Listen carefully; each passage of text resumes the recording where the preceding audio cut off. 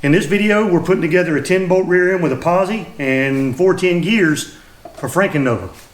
Come check it out.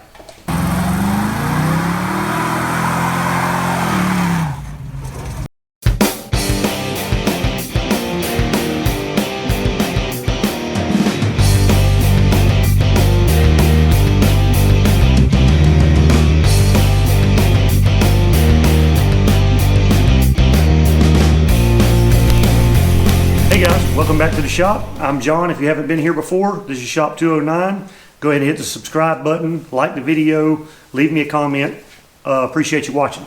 We're going to build an 8.5 inch rear end for Project FrankenNova. You can check that out. I'll put a link at the top of the page right here. And I'm going to use 410 gears. I'm going to use a posi unit. And then we're going to put the Moser axles and C-clip eliminators in there. That was in my blue Nova that I plasti dipped.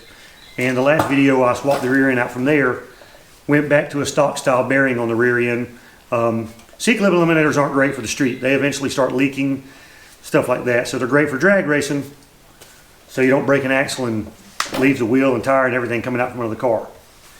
Anyway, let's get started, clean this thing up. And the first thing we're going to do is we're going to get the bearing races out and get those knocked out, and then we're going to take and clean everything up the best we can. It didn't have any metal or anything in it, but I'm still going to spray it out a little bit and wipe everything down, see if we can make sure we get any debris out of it. Ooh. I normally use like a brass punch, but I can't find my brass punch, so I'm going to use this one. I'd rather use a brass punch or something that's not as hard as the cast iron here, or harder than the cast iron. That way I don't screw up the seat where the race goes. But this is what I got. It's just a Craftsman punch. And in order to not be able to try to hit the hammer while I'm down in there, I'm just going to take a 3/8 socket, slide it over the end, and then I've got an extension in it, and then I can put it down here and start tapping it out, and I'm not down inside the rear end swinging the hammer. Alright, so there's little notches down there beside the race where you can knock it out from the back without hitting the housing.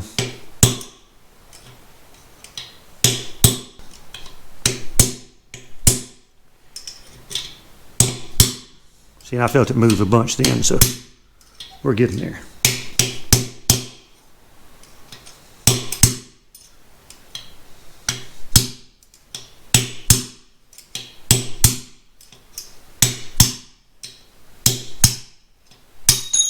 All right, the race is out. I'm going to take the big bearing race out now. I'm going to flip it upside down, punch it from the other side, knock that race out, then we're going to clean this thing out a little bit with some carb cleaner and some brake clean. And I don't have to use the, I'd probably need to use a better hammer. I don't have to use the extension on this one because the race is close enough to the outside where my punch is long enough. When it starts moving, it starts making a different sound.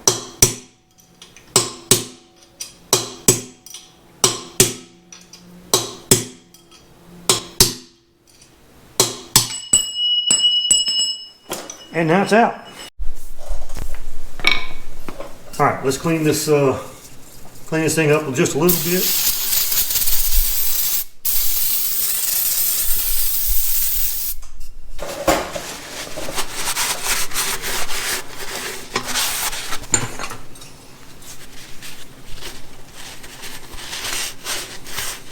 Now, I'm using a Richmond Gear install kit. And it comes with, I've got some extra shims and stuff here, but it comes with some carrier shims, it comes with a bunch of pinion shims, it comes with a new crush sleeve, it comes with marking compound, a gasket, you know, both carrier bearings, both pinion bearings. Now one thing I did do is my large pinion bearing, I've actually got 2 of these. I ordered another one. And the other one, I took a flapper wheel and I honed out the inside of it to where it's larger and it will slide on the pinion and back off without being pressed on or off. Now, I'm not going to leave it on there. That's just to get this the same part number bearing, and I honed it out just enough to where it'll slide on and off the pinion. And the reason you do that is so you can set your pinion depth up, and I'll show you how to do that. And then once you get your pinion depth set, you can take that off, press your new bearing that hasn't been honed onto your pinion, and then you're good to go. That way you don't have to keep pressing it on and off. So we're going to put that race in first. Okay, I think I got this set up where you can see it. So you get your race in there, you just get it started where it's square, it's just barely in there. You get you a block of wood. It's a little bit bigger than the race. And another block of wood. And then you move the camera out of the way so you can swing and hit the wood. Hopefully you can still see what I'm doing. And you hit it a few times, and then you make sure that the race is going in straight.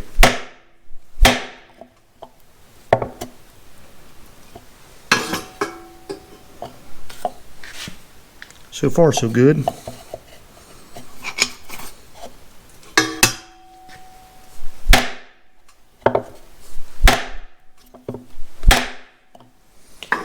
And make sure the whatever you're using to beat it in with doesn't have a bunch of dirt on it.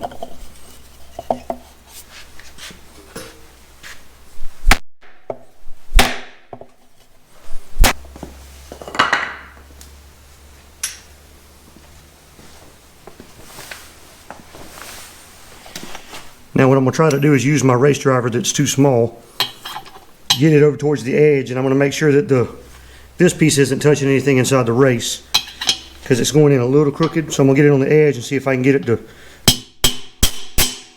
tap in just a little. Yeah, see, now it's moving.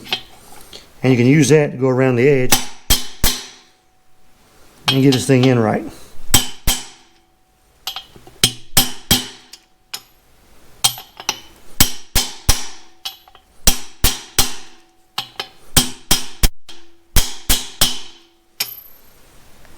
And you'll know when it stops, because the tone will change completely.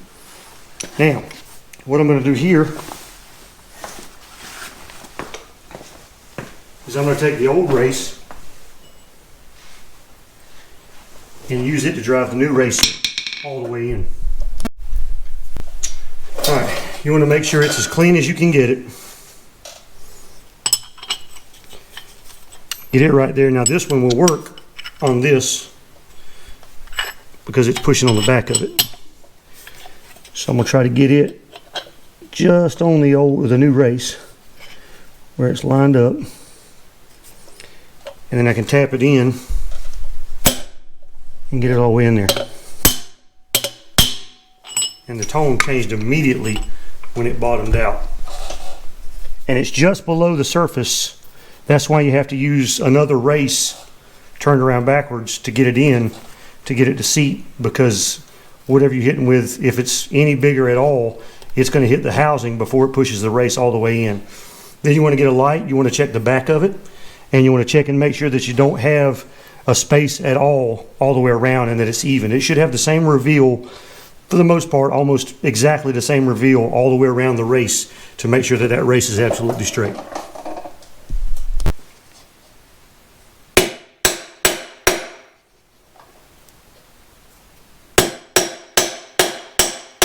And it'll change tone as soon as you get to where it's making full contact. There you go. Okay, what I have right here, I've got my new Richmond pinion gear. I've already cleaned it up, make sure it didn't have anything on it. I've got the shims that came with my Richmond ring gear installation kit. And I have some extra shims I had left over from another kit, just in case. I've got 2 pinion bearings. Now, these are the same as the ones that come in the Richmond kit, but I've honed the center of these out with one of these. Actually, I think it was a different size. It was a different size wheel, but that's the kit I used to hone the center of these out, so that they will slip fit on here. And I got it to where they will just barely slip fit on here. So what you want to do is, your pinion depth is marked on the end of your pinion, and on this one, I don't know if you can see it, says 2.572 inches. That is to be measured from the face of the pinion, onto the center line of the carrier bearing. Now, I read on the internet once somewhere, and it's got to be true, right? It's on the internet, that you want to start out with a 28 thousandths shim on a GM rear end, and that's where you want to start, and then check it. All right, that one's 21.5 thousandths. Same. Wow, 38. 41. 21. That feels about right. 28 thousandths. So, well, 29 thousandths. That's pretty close. So we're going to start with this bearing, or this shim. We're going to set it on there. I'm going to take my bearing that's been honed out, and make sure these things are clean when you do this. Like I said, I had to press it on there, still pretty tight. Okay. Anyway, we'll get this set in there. We'll check the pinion depth. I'll show you how to do that, and then we'll come back and adjust that shim as necessary. And then once we get it to the right depth, we'll press it on, press the bearing on, and then we'll check it again. Okay, so on the last rear end I did, this one fit the pinion just fine. On this one it doesn't, so I'm going to hone it out just a little bit more. Chalk it up in the vise. I've got my sanding drum on there. Put up my cordless drill, and make sure your pinion and your bearings that you're going to use are all away from this, and you're going to have to clean this afterwards.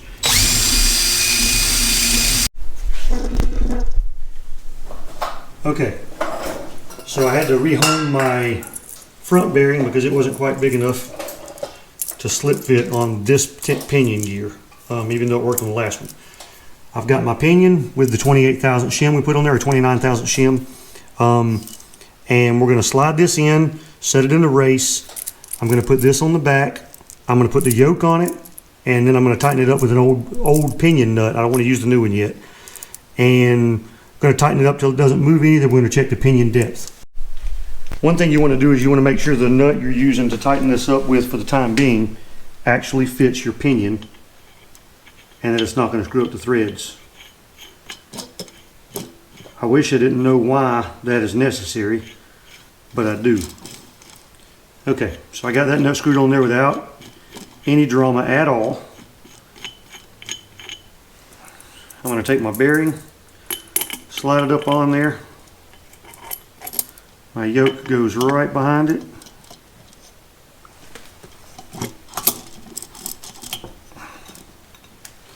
And then my washer and my nut. And hopefully this won't be a pain to get apart. I think I've got that bearing where it fits loose enough.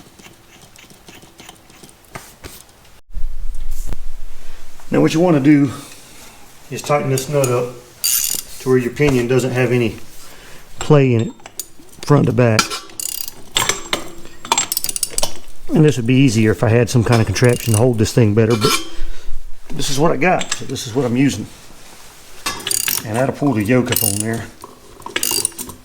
And if you don't hone that bearing out like I did, what's going to happen is it's going to alright, I got to use my holder. Okay, this is a yoke holding tool. I think I paid about $30 for it. I got this one from Jegs. It fits multiple types of yokes. You put 2 bolts in it,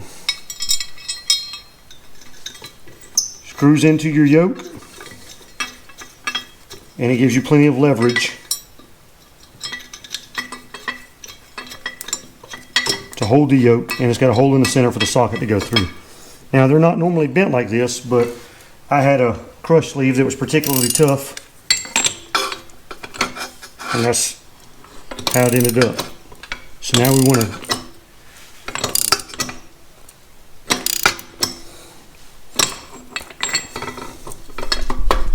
still got a little bit of play.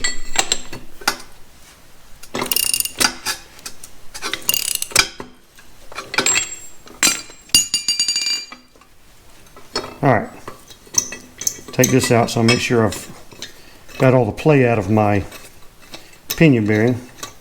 I don't want to crush my bearings, but I don't want them to be loose either. I want to know that that pinion is seated as deep in there. Okay.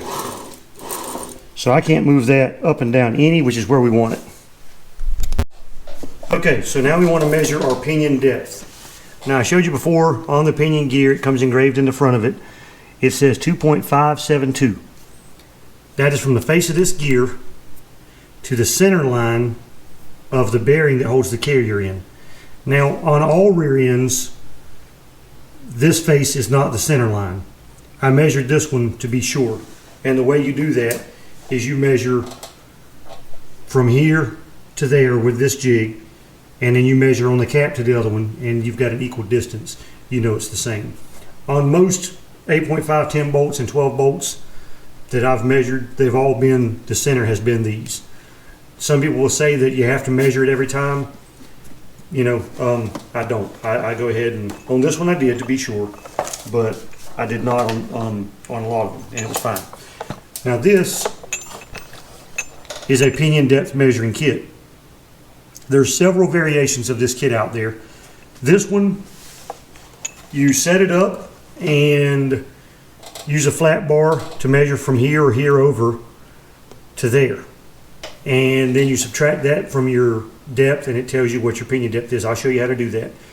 They make one that actually has bearings, bearing spacers that sit in here and measure down to it, and it's highly accurate, but it's also about $500. I think this one was 100 bucks. And they also make one that's a lot cheaper that's about $35. I think Raytech makes it.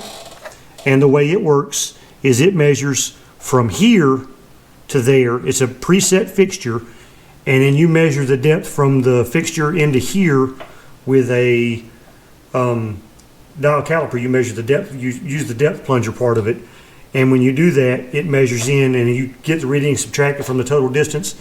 It tells you the distance. That's probably the best way to go if you're going to set up one rear end. I've set up a few, so I have this kit. What you want to do, comes with a dial indicator. You want to get that on there.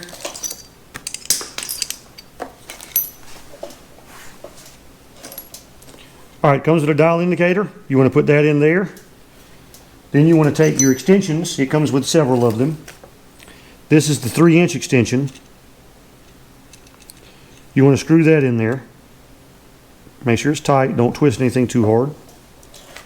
Then you want to take your 3-inch depth checker. And what this does is this is already got a plunger in there that's set at exactly 3 inches. You push that on there, and then you want to set it, make sure it's square on the end of it, and you want to make sure that it's set to 0. All right? Once it's set to 0, you pull that off, and you know that is exactly 3 inches. And now I can go in here and I can measure how far the pinion is down from this, subtract this from 3 inches, and I now have my pinion depth. So let's try that. Okay, so what you want to do is you want to take this, measure it again, make sure. I had to spin this around so I knew it was going to be off. That is exactly at 3. You want to make sure it moves it first. All right, so it's exactly at 3 inches right there. So I'll loosen that up. Get it dead on 0. And I know that when I hook that up, and see, I got a little pass now. There we go. All right. So now that's dead on 0 when we push it all the way to 3 inches.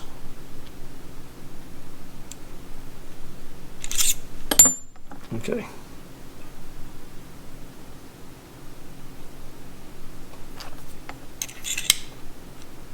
Now it is. All right, so we're dead on 0 when we push it up to 3 inches. And what we're going to do is I'm going to set it on this cap over here. I'm going to make sure this stays on the face of the pinion. I'm going to push it down and I'm going to count how many revolutions so I know exactly as it gets parallel to that surface. 1, 2, 3, 4,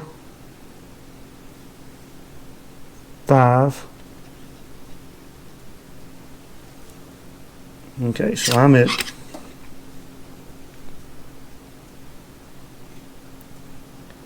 I think I'm at 4. It's like I'm at 423. So 424 thousandths.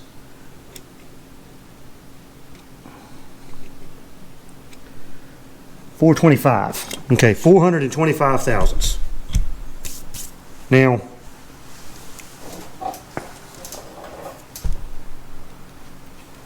three inches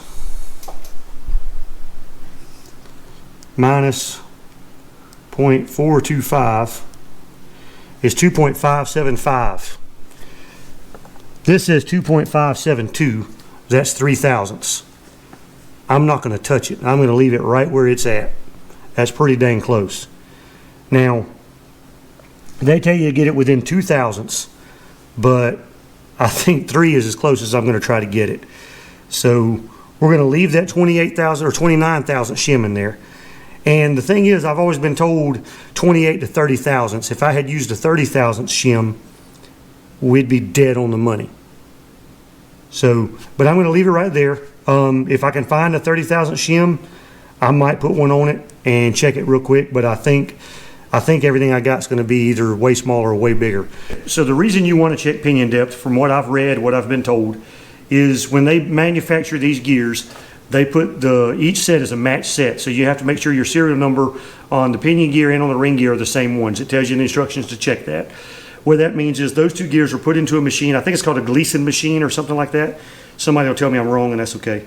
And they're lapped together. They run those gears at the factory together. That's why they're called a match set. The measurement on the end of that pinion is the measurement, the depth between the ring gear center line and the face of that pinion when those gears are lapped together.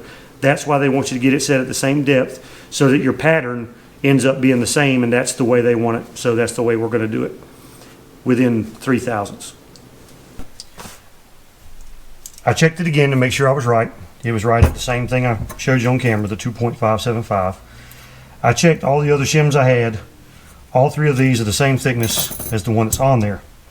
So I'm going to leave the one on there. And then I'm going to take this practice bearing back off. Take my 2 practice bearings, put them back in the cabinet where they go, where I won't get them confused with good bearings. And then tomorrow I'm going to go over to my buddy's shop and I'm going to press the bearings on the carrier and the pinion bearing on the pinion. Okay, so I went to my buddy's shop, used his press to press on the pinion bearing with the 29,000 shim that's down there.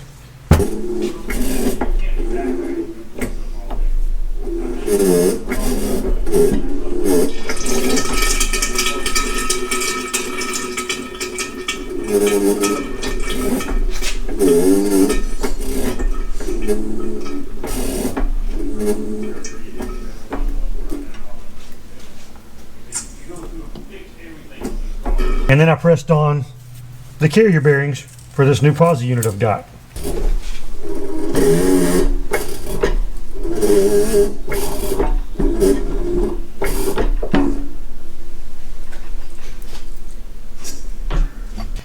Now, the carrier bearings that come in a rebuild kit that I bought are not the carrier bearings you have to use on these. This is an aftermarket posi unit. It requires the bigger carrier bearings. Make sure you buy the bearings that you need for the posi unit you have. If you have a factory GM posi, then the carrier bearings that the kit comes with will work. If you have an Eaton or a Summit like this one or any other brand posi unit, you are going to need the oversized bearings that they tell you which size they are. So I bought the 2 bearings and races to go with that, pressed those on, and now this is ready to go. I'm going to check this for flatness and get my ring gear on, and then we will go ahead and get the pinion in, get everything set up. Okay, so I'm going to put the bearing in here. It's got a little bit of oil on it, or a little bit of rear end lube on it.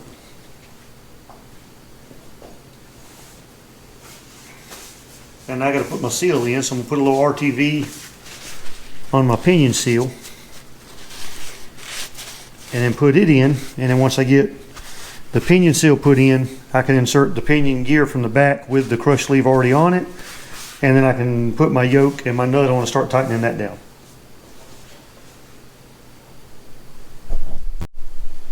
I just put a light layer of RTV around it. Let it get just a little bit tacky, wait 2 or 3 minutes. I can go ahead and set it down right here and just let it set there for a couple of minutes, and then I'll drive it in. And again, this is something that I like to use the wood block for. Put it on here and make sure I drive it in as square as I can.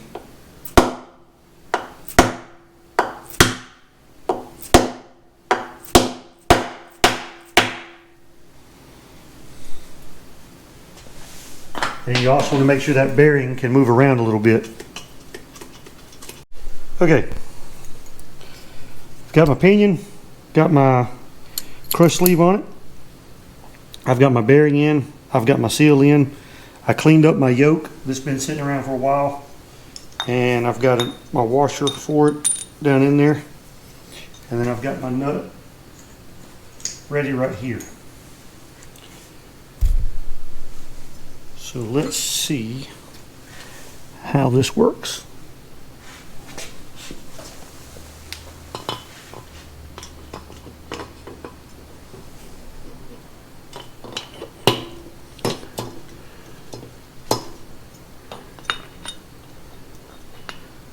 Let's put a little bit of lube on that. Okay, so I got my yoke ready. I lubed it up, get a little lube on the seal, and that bearing is going to keep that pinion from coming through much. The small bearing is.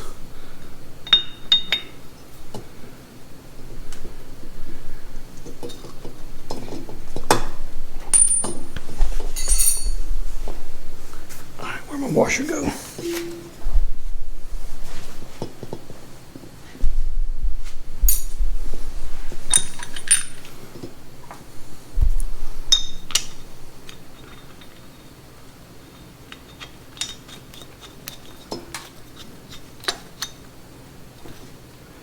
Okay, I know it's not going to fall out. I can get my breaker bar and ratchet set up and get that bearing snugged up with that, which is just a long way to go without a ratchet. Yikes.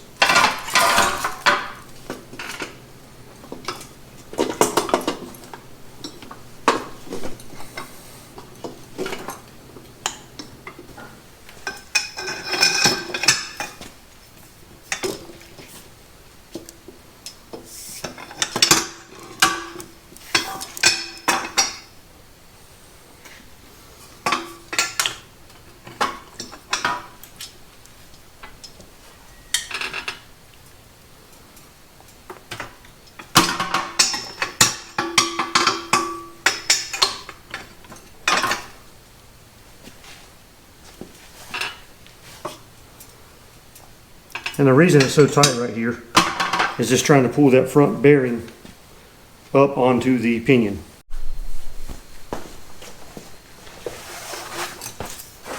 It got really, really tight all of a sudden. I've got very little play in it now, maybe 1/8 of an inch, which compared to what it was, that's very little.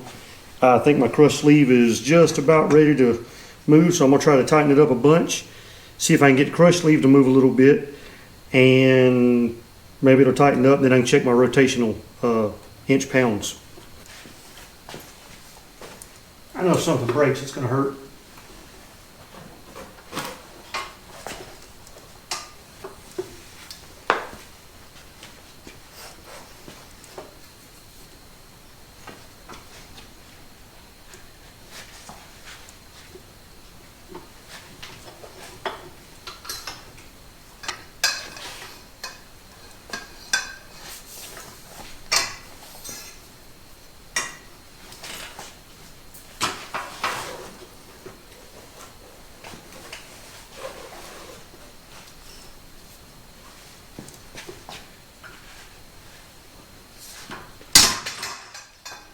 Well, I broke something. And I don't know what it was. Broke the socket. All right, so this morning I went and got a set of Pittsburgh sockets from Harbor Freight because I broke the chrome socket I had on there last night. I needed 1 5/16". I get home, I go to put it on. The socket's too thick to go on because of the yoke. So I ran over to Tractor Supply, picked up another chrome socket. Hopefully it's a lot stronger, and let's get this thing tightened up.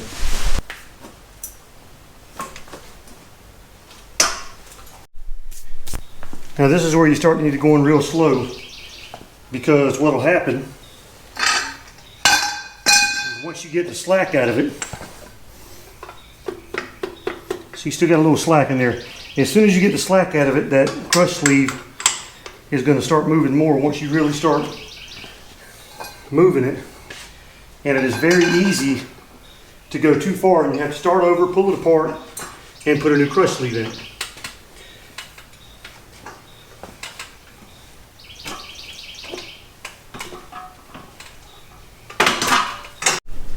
Okay, so I've got it where it's feels pretty tight, not too tight. I don't have an 1 5/16" socket for a 1/2 inch drive that I can adapt to my inch-pounds torque wrench here, but I do have another nut I can screw on the end of the threads there as an adapter. And then what I can do is I can measure breakaway torque is when it first starts going, and then rotational torque is once it is going. And I've got right at 18. I'm going to leave that there. Okay, now I'm going to mount the ring gear on the new posi unit. Make sure it's clean.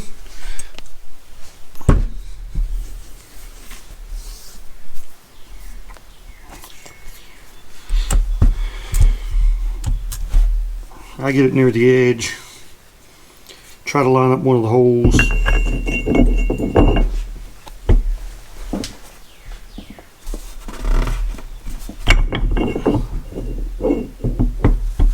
And then I can get one of the bolts started in from the bottom. And these are left-hand threads on these. I'm going to clean that one again.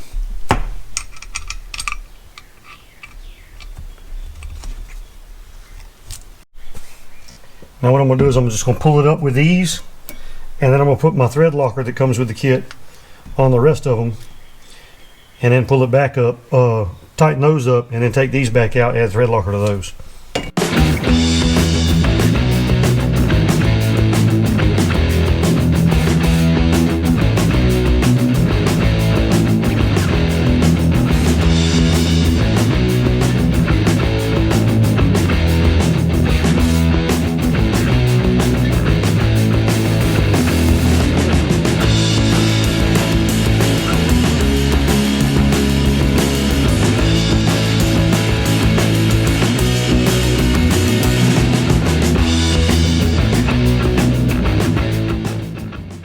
Okay, according to the instructions, 60 to 65 foot-pounds on the ring gear bolts, since they are 7/16.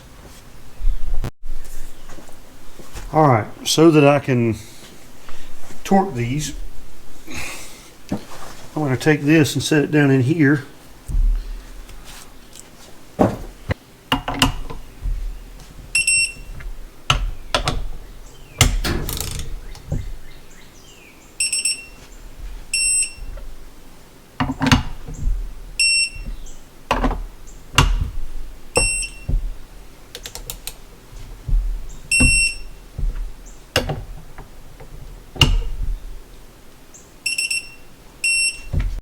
Now, saw me press my bearings on my carrier,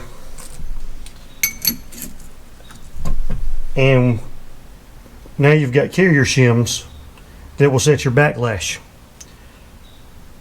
Most shim kits, with most install kits, or with a lot of them, they just come with regular shims. These are actually kind of thin, but I'll show you why for a reason.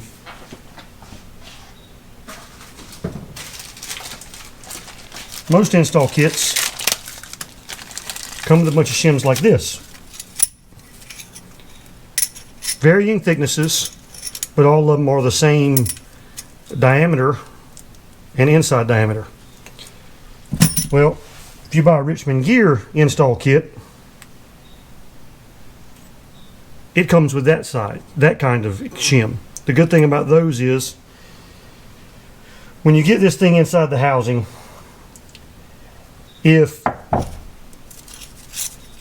once this thing starts getting real tight, if you have to install a really thin shim, if it sticks out any, it's really hard to get that shim back in there and sit where it needs to sit. If you try to beat on it or tap it with anything, you just bend it over and make a mess. With this kind of shim, it sits just inside the bearing.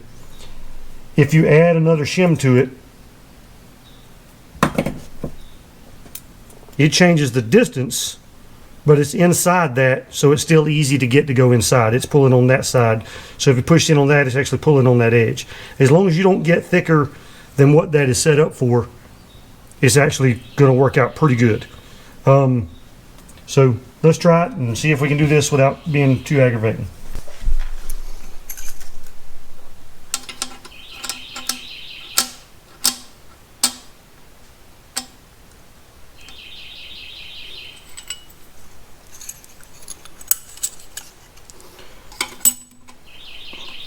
Usually that won't work, but I'm going to try to set it in there like that.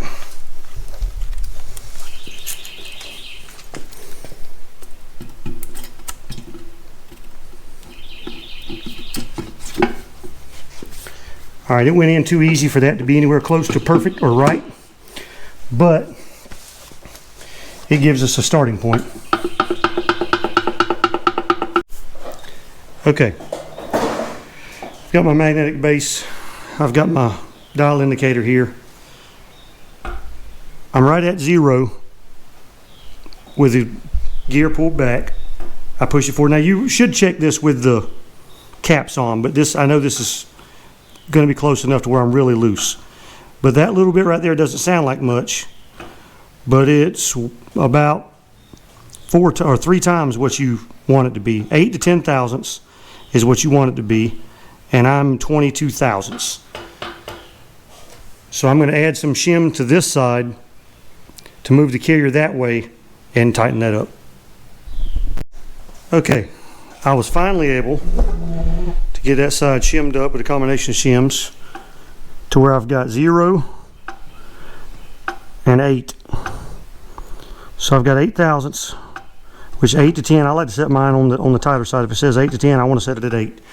So, all right, now the issue is the shim pack was still pretty easy to get in there, okay? So what's going to happen is I need to add a shim to each side after I check the rotational torque. So you know I checked the rotational torque of the pinion a minute ago or earlier in the video. Well, the rotational torque needs to be 10 foot-pounds, or I'm sorry, 10 inch-pounds. So what I do now is I turn the pinion again, and I had 18 before. Now I want to have 28. I think it's 7 to 10 inch-pounds for your carrier bearing preload. So I want to have anywhere from 25 to 28 on my carrier bearing preload, on my total preload now without the axles in it. All right, I'm going to torque my caps, and they should be around 62s. I guess I got to set it up for 60 to 65 is what the instructions say.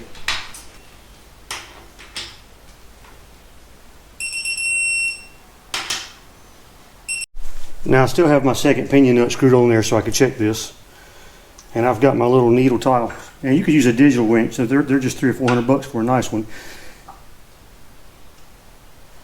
So I'm getting 20. So I definitely need to add shims to both sides of the carrier. All right, I put a 10 thousandth shim in each side. And now I'm just a tick below 30.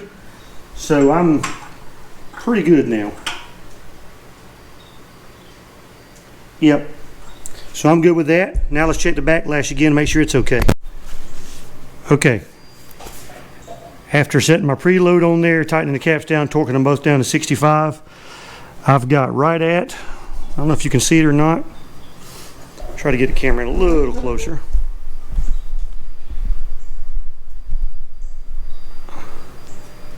I'm on 0, and I've got about 7.5 thousandths.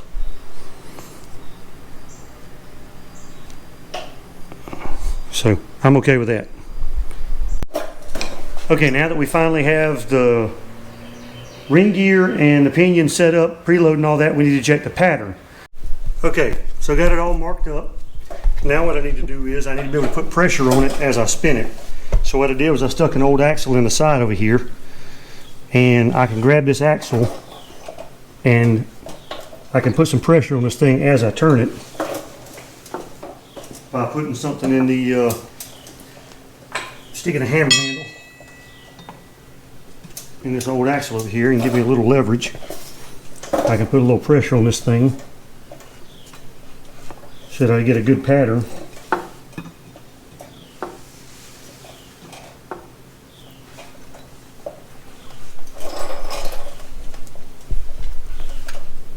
Hard to simulate the load you're going to actually have when it's in the car.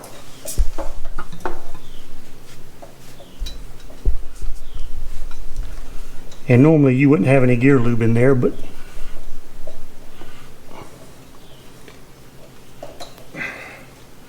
I poured a little bit down in there to make sure my preload was going to be okay.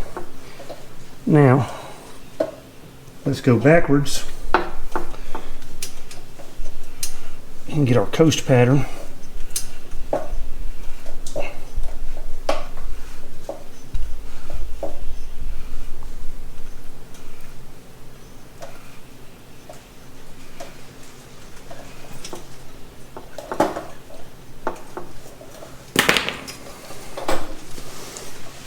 Okay. So that doesn't look too bad. That looks it's a little off center, which you want it to be towards the inside anyway. I think this is the toe and that's the heel. I usually get those backwards. You want it to be towards the inside just a little bit, because after it gets up, from what I understand, when it gets under load, it's going to move up the tooth. I'm not positive that's how that works, but all right. And then my drive pattern, or my coast pattern, looks like it's pretty centered all along the tooth. Let me look and see what I can read on that. It looks pretty good, but like I said, it's centered along the whole tooth, and then my drive pattern's a little there. It might need a little more pinion depth, but let me look up patterns and see what I think. Okay, looking in my Richmond gear instructions. Well, the camera's going to pick that up. That's what it shows. My drive pattern looks about like that. It's a little more towards the toe side. Mine's a little bit more towards the toe side. I'm going to live with that. Let's put some axles in it. C-clip axle. Chevrolet 10 bolts, most of them. Some of the Oldsmobile Pontiacs have bolt-in axles, but I think all the Chevrolets had a C-clip axle. Your Camaros, Chevelles, Novas, whatever. The axle slides in, the cross pin in the center of your carrier comes out. The axle slides in, the C-clip holds it in, you pull the axle back out. Do the same to the other side, and then you put your cross pin in your carrier. That goes in between the two axles, and now the cross pin keeps the axles from moving and letting the C-clips come out. The problem with that is, if you start making some power and put some sticky tires on it and you break the axle anywhere, the whole axle, tire, brakes, all are going to come out from under your vehicle, and you're going to have a party on your hands. Now, a C-clip eliminator kit does away with the C-clips.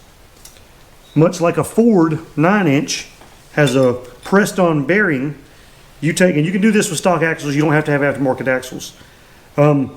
You take a bearing that presses on to where the factory bearing rides, because in the GM housing when it's stock, the Chevrolet housing when it's stock, it's got an axle bearing in the very end of the housing. So for a C-clip eliminator, you cut the end of the housing off. right in front of the flange, you leave maybe 1/8 of an inch. And I couldn't find the instructions for these. I did it so long ago. But I used to have strange C-clip eliminators, and they were 2 pieces. Maybe one says cut it off flush, the other one says leave a little bit. I'm not sure. If you do it, look at the instructions. Anyway, so then you take your axle, you press the bearing onto the axle, and then your bolts come in from behind, sandwich your brakes on there, and it bolts in from behind, and then you have your bearing is now bolted. So if you break the axle anywhere between the bearing and here, it just breaks. Now you might have to steer a little bit because all of a sudden you're going to have power pulling from one side, but your axle is going to stay put under the car. So that's the idea between C-clip eliminators. Now I'm going to put the brake backing plates on this real quick, slide the axles in, bolt up the C-clip eliminators, and then we're done with this rear end.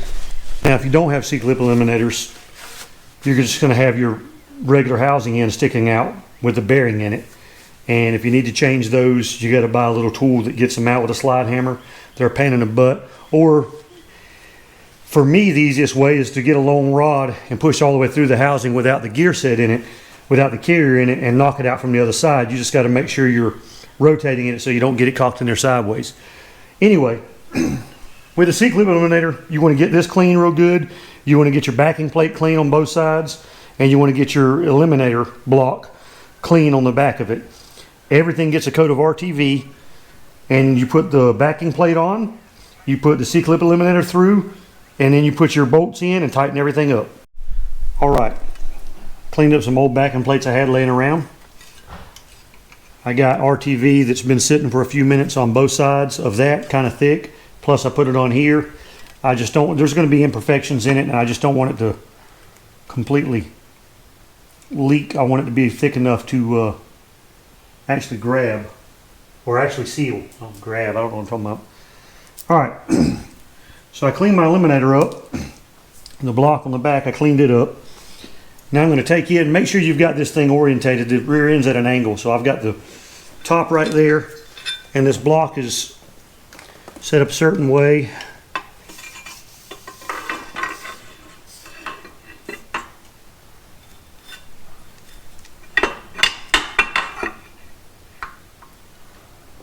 And it's going to go just like that. And then I get my bolts.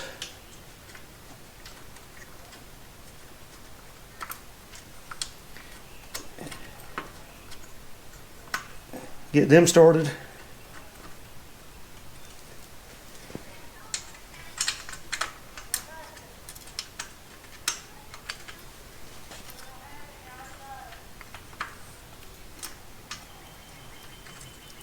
And tighten them up.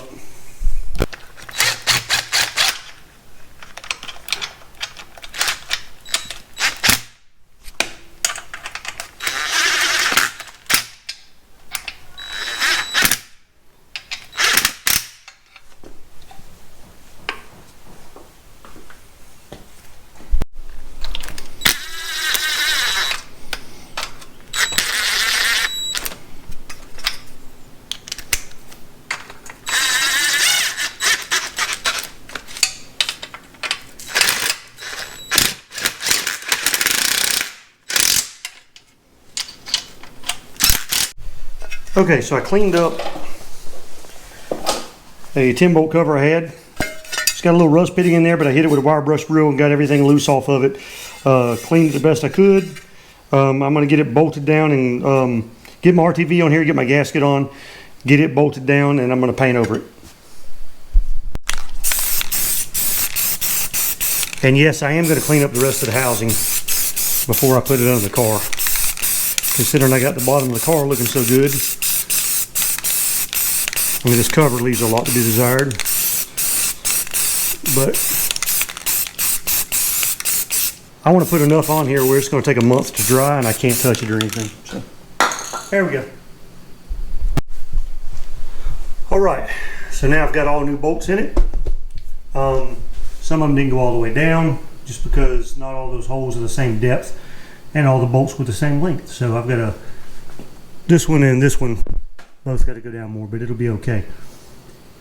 So, and I didn't use washers on them, so I'm almost guaranteed it's going to leak at some point, but I'll probably swap it out, put washers on it, get 2 shorter bolts for these 2, and hopefully it'll look better when it dries. And then before I put it under the car, I'm going to make the rest of the housing match the backing plates and the cover. Okay, thanks for watching, and like I said, I'm going to clean up the rest of the rear end housing, the leaf springs and the traction bars, and make them a little prettier before I put it in the bottom of FrankenNova. And sometime in the next few days, we're going to turn that back over. We're going to get the subframe back under it. We're going to get the rear end mounted under it. We're going to get some wheels and tires on it, and I'm going to start building an engine. Hopefully in the very near future, FrankenNova is going to be running. Now, it's the middle of April and everything's still on lockdown, so I can't take it anywhere other than driving it up and down the street, but hopefully the drag strips will be open soon and we'll get some time. See you next time. Thanks, everybody.